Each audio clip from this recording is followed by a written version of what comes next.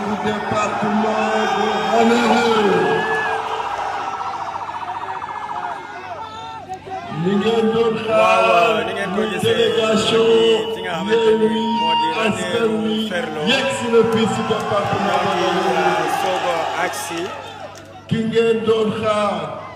muy la tête de liste nationale de Yewwi Askan Wi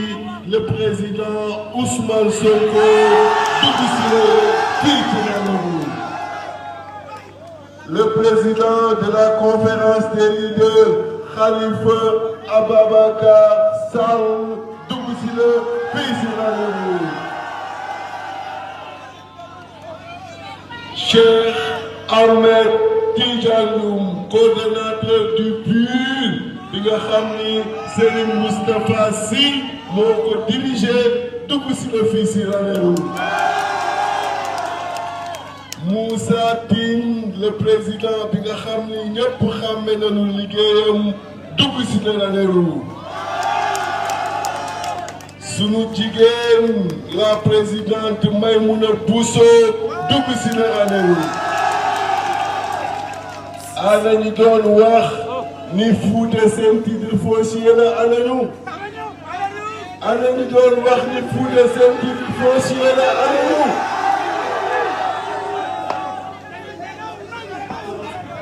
gis nga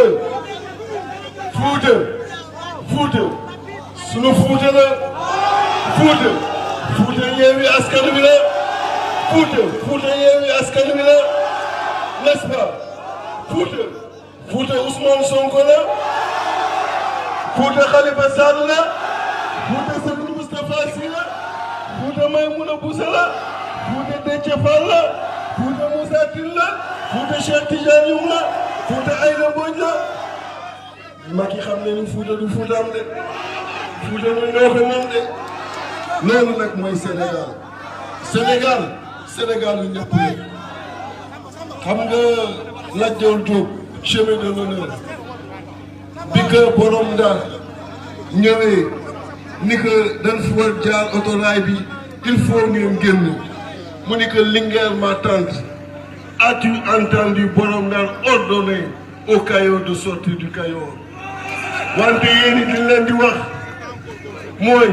le peuple sénégalais avez-vous entendu Macky Sall interdire au Fouta d'entrer au Fouta non loolu mënul nekk waaye le Fouta entrera au Fouta et le Fouta est arrivé au Fouta kon sans plus tarder xam ngeen ni étape yi ñuy dese dafa bare moo tax dañuy jox fii kàddu gi kii nga xam ni mooy Samba Camara tàccu leen na ko bu baax doon tête de liste de la coalition Yewwi Askan Wi l'intercoalition Yewwi Wallu mu wax ak yéen bu paree ñu jox kàddu gi la tête de liste nationale Ousmane Sonko mu adressé aux Sénégalais depuis Ranérou. Donc sans plus tarder, la parole est à l'honorable député Samba Camara.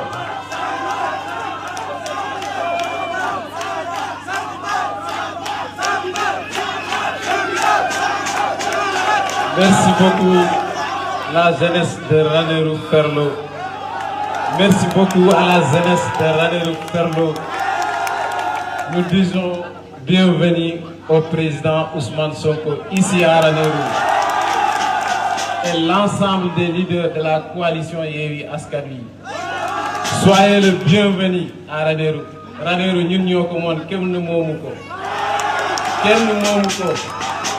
Lu fi nekk tey les jeunes ce sont des jeunes engagés jeunes dignes et fiers. Voilà am na ñu fi nekk nag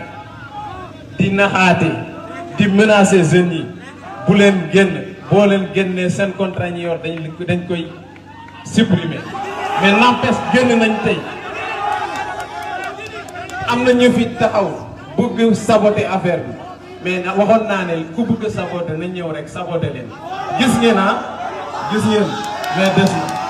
na monsieur le président excuse-moi que je m'adresse à la jeunesse en pulaar en quelques mots bandiraɓe Ranérou naaɓe on calminama on jarnama jeunesse mo Ranérou jarnama jeunesse mo département Ranérou guila commune Oudallay commune Vélingara commune Louguéra Thiolly ha ɗo e Ranérou ils sont ici présents on jarama no feewi donc avenir men ko enen jogui ɗum e juuɗe men il faut jaggen avenir men e juuɗe men ƴetten Ranérou nawen ɗum to jiɗɗen ɗo nawdemo wonko jogonɗen Ranérou de wonto jiɗɗen nawde Ranérou way wona to Ranérou woni ɗo duuɓi sappo hande haydara yiyaka haydara ala ɗo en mbino changement mais changement o ko funti wonno changement ndegati ko changement intérêt personnel minen min jaɓani ɗum minen addi min ɗo ko liggade département Ranérou par ce que mbiɗen jiiɗi département o wallahi billahi mbiɗen jiiɗi département o ala ko jarnani min sinno ko intérêt am tan min goto wallahi mi darata ko ɗo mais mi yii la jeunesse mo Ranérou ko waɗata souffrir ko yimɓe ɓene tampi mawɓe ɓene tampi sukaɓe ɓene tampi ma on hande duuɓi duuɓi yimɓe ɓene punte yimɓe ɓene punte funto ngo min mbi ko yoni yo ha ɗo gasiyankedima inchallah le 31 juillet min jiiɗi funte ɗe gasa min mbaɗat ramassé kala ko woni ɗo min beddiyo ɗum e poubelle Ranérou naaɓe wota e goto funto on de hare nde ko hakkude Samba Camara e goɗɗo o mais wona hakkude goɗɗo hakkude Samba Camara e goɗɗo woto funto on hare nde ko ɗum minen ko Ranérou min gonanta eyyi donc onon tinnoto e koye moon mbaɗon ko poɗɗon wadde ko beele Ranérou ni yaara yeeso on jii Ranérou duuɓi sappo hande haydara ala ko woni ɗon donc mbiɗa jarno on mbiɗa yetto on min jejjitani kadi hilifaɓe diine wonɓe ɗo ɓe ene wonde hilifaji aada wonɓe ɗo ɓe min calmini on onon foof goto fo inde mo yettode ni monsieur le président jeunesse mi nga gisa ni ñii dañoo sonn gars yi dañ leen naxa manipuler bañ jooy mais loolu nag loolu la ñu bañ tey man mi nekk ni sa kanam je suis titulaire de master 2 en nutrition maa ngi fii ça fait 1 an di wut liggéey mais awma liggéey parce que réew mi doxul mais dañoo jël suñu engagement xeex li fi nekk parce que ñun projet Pastef dañ ko gëm ci suñu bopp dañ ko gëm projet bi dañ ko gëm man mun naa taxaw waxal ni sax yow mi taxaw fii nag projet bi nuñ ko gëmee sax mun nañ laa raw je vous le jure parce que dañ ko gëm jéem nañu lu ne jéem nañ façon corruption bu ne jéem nañ proposé nañu ay visa ay bourses d'études à l'étranger ak ay millions mais dañoo lànk parce que ñun loolu duñu ko nangu ñun askan wi lañ fi nekkal démb nag monsieur le président damaa jotoon benn appel mooy suñu benn shérif suñu kilifa bu nekk Daaru Salaam mu ne ma Sonko bu fi ñëwee ngir yàlla wax ko mu jaar fi Sonko dama kaa war a ñaanal day nekk président de la République waaw loolu lañ la bëggoon jottali monsieur le président merci je vous remercie merci à la jeunesse de Ranérou merci beaucoup.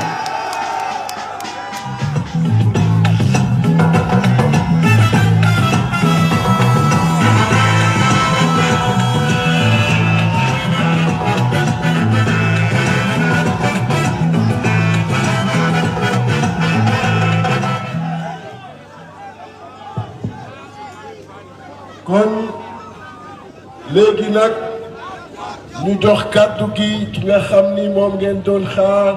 depuis plusieurs jours di xaar mu yegg si fii ci Ranérou ginnaaw bi ñu defee tour bu bare bu ñu mënaloo bu ñu jaarloo ci ay département yu bare ñëpp doon ko xaar mu yegg si fii également kon ñu jox kàddu gi à un digne fils de ce pays. Nous jox kàddu gi à un homme de principe, un homme de conviction. Nous jox kàddu gi à quelqu'un qui aime l'Afrique, qui aime le Sénégal. Nous jox kàddu gi quelqu'un qui aime tous les coins de ce pays-là. Et gis ngeen fii ci Fouta xam ngeen ni Fouta la gën a dëkk que feneen kon ñu jox kàddu gi à la tête de liste nationale de la coalition Yewwi Askan Wi, le président Ousmane Sonko.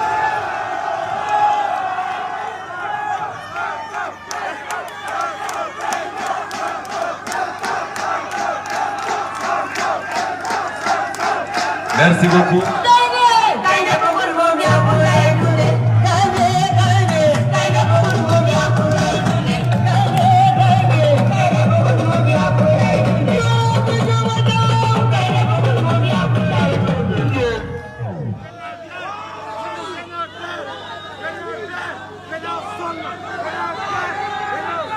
Assalamu alaikum bandiraɓe Ranérou. Bandiraɓe Ranérou, min Ousmane Sonko mi salmini on.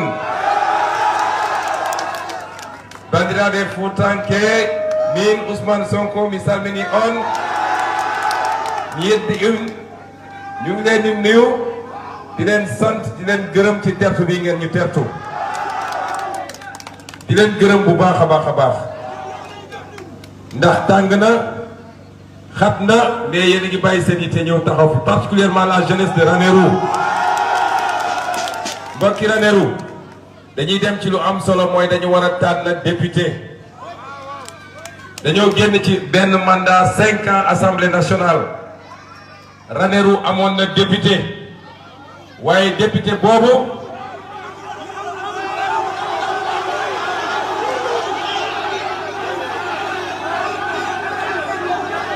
li ma bëgg a wax mooy Ranérou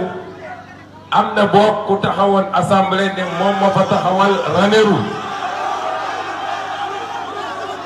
waaye kooku li mu wax assemblée nationale 5 ans def na ko ci assemblée lenn na fa mës a wax lu nit ñi dégg mooy na nit ñi génne ay jaas yi pour dóorante loolu moo ne woon mandat am. ma wax nag ne fii laa koy waxee Ranérou samay mbokki Fuuta samay maam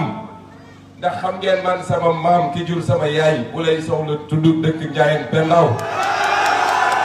kon sama deret bii deretu Fuutanke la sama deret bii deretu alpulaar mi ngi ci dama ne alpulaar liggéey lañ ko xamee ak jaamu yàlla kenn xameewu ko dóor ay jaasi kenn du nangu carte d'identité boobu moo tax nag li ma leen di wax tànn député dafa am solo tànn député dafa am solo ndax ki ngeen di envoyé assemblée nationale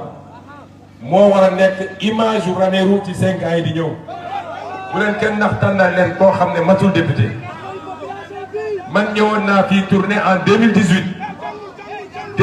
ak léegi ñeenti at romb na. Macky Sall il est président du Sénégal depuis 10 ans est-ce que ces 10 ans yooyu am na lu changé fii Ranérou est-ce que am na lu fi changé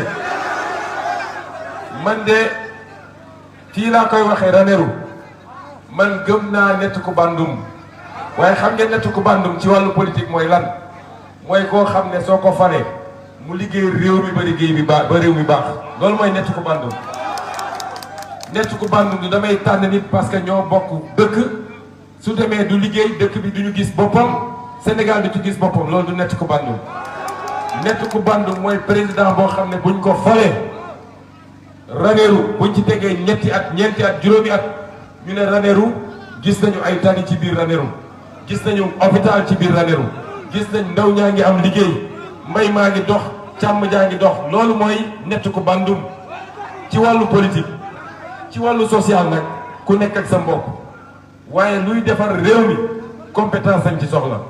patriotisme lañ ci soxla bëgg réew mi lañ ci soxla ma wax ko démb nag fële ci Ourossogui gi naa ko waxaat fii Macky Sall dafay jëriñoo Fuuta waaye jëriñul Fuuta dafay jëriñoo Fuuta pour am les cartes d'électeur mais amul benn njëriñ ci Fuuta fii Ranérou li fi Ablaye Wade def bi muy nekk président moo ëpp li fi Macky Sall def yéen ñëpp xam ngeen ko yéen ñëpp xam ngeen ko pourtant Ablaye Wade du waa Fuuta gis ngeen président bu baax président bu baax amul fu mu dëkk ci Sénégal fépp dëkkam la ñëpp mbokkam lañu kon buñ ñu naxati xam ngeen lan mooy importance su élection bii élection législative bii bu dee Yewwi Askan Wi ak Wallu ndax ñoom ñoo ànd bu dee ñoom ñoo am majorité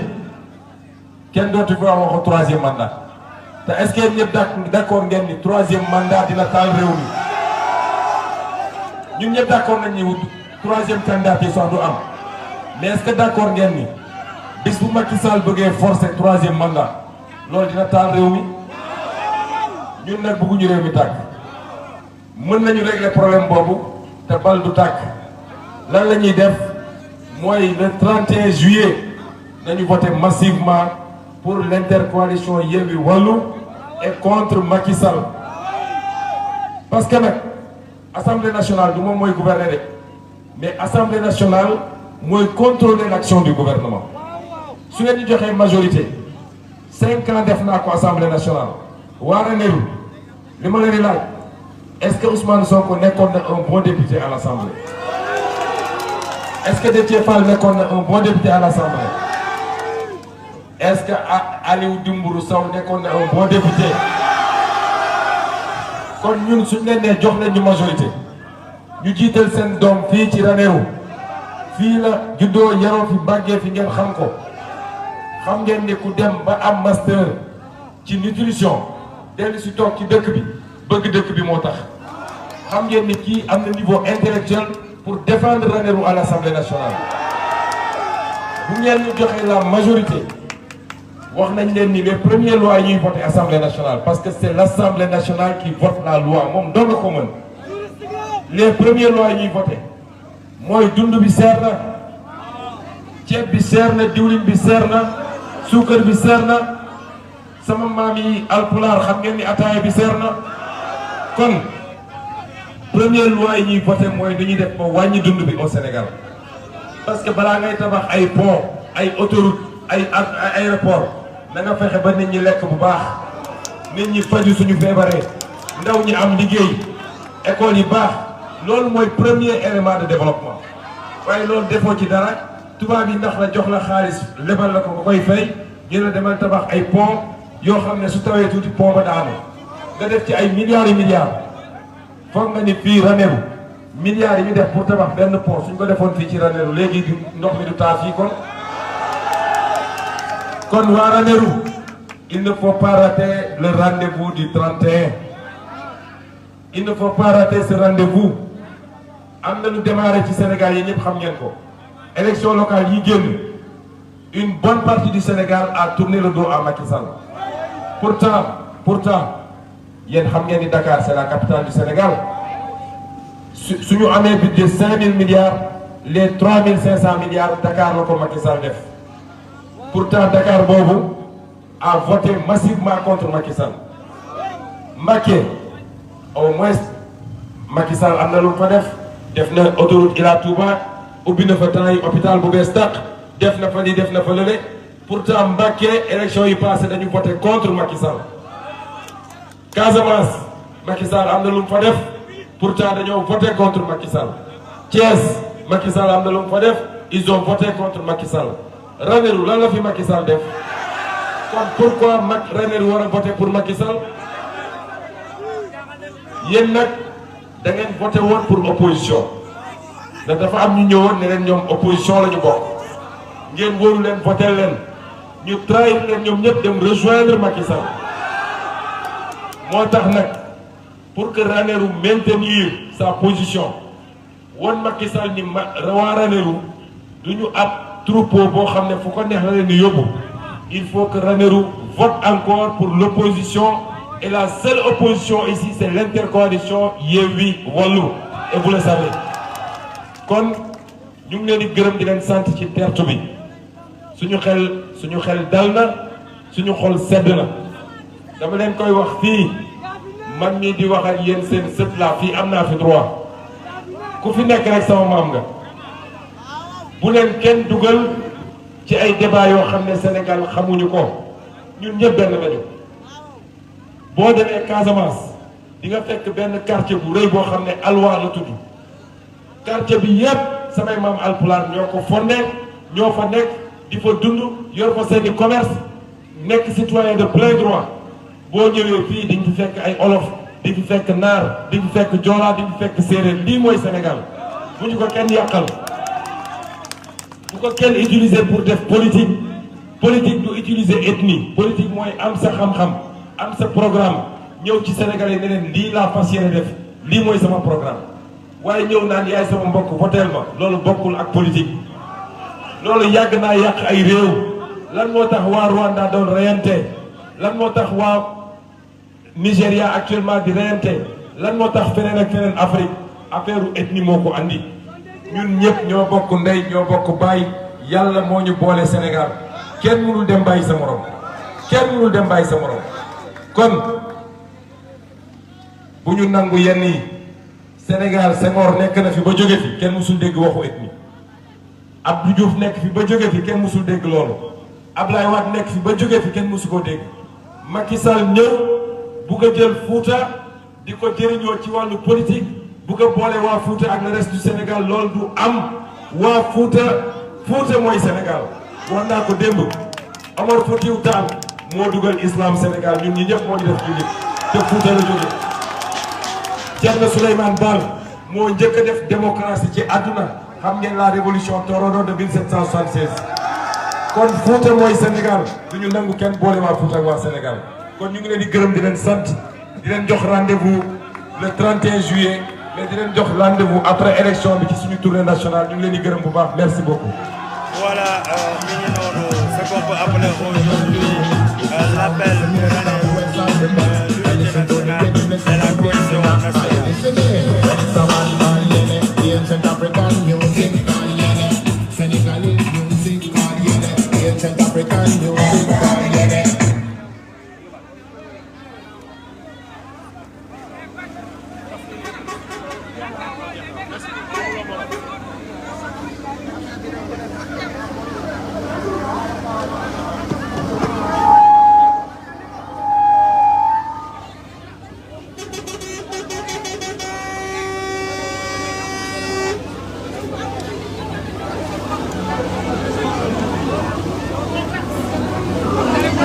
Waaw mi ngi noonu ce qu'on peut appeler aujourd'hui le discours de Ousmane Sonko mën nañ ko woowee appel à l'unité nationale l'appel de Ranérou pour li nga xamante ni moo di cohésion nationale bi Sénégal benn bopp la kenn mënu ko xar ñaar Père Djibi Gueye Ndiaye mi ngi accéléré ndax itam ñi ngi ñuy xaar Linguère te vraiment asamaan si ni mu mel ak information météo yi ñu am yi war na tax ñu gën a accéléré ci oto yaa ngi dem ca kanam pour ñu teel a génn fi nga xamante ni moo di Ranérou on tire un peu donc loolu mooy la situation.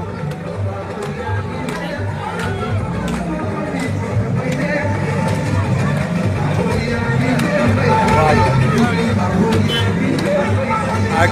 ni situation bi mel xam nañ ne on va essayer de progresser comme oto yaa ngi dem bu gaaw on progresse rapidement